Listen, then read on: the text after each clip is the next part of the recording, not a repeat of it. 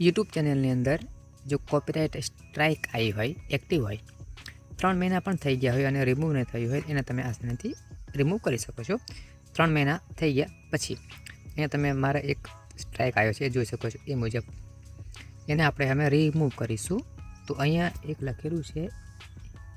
Attendant copyright school for your strike to expire એમાં એક copyright school જે લખેલું છે તો આપણે એના માટે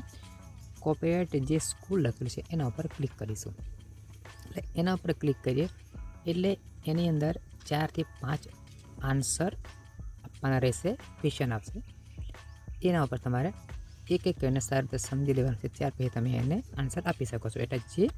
3 મહિના થઈ ગયા પછીના જે એક્ટિવ હશે સ્ટ્રાઇક એ રિમૂવ થઈ જશે એટલે આન્સર આપવા માટે પણ તમારે કઈ રીતના એનો જે યુઝ કરવાનો છે એનો મેં વિડીયો બનાવેલો છે તમે જેને શાંતિથી જોઈ શકો છો એને એક્ટિવ હોય એને રિમૂવ કરી શકો છો।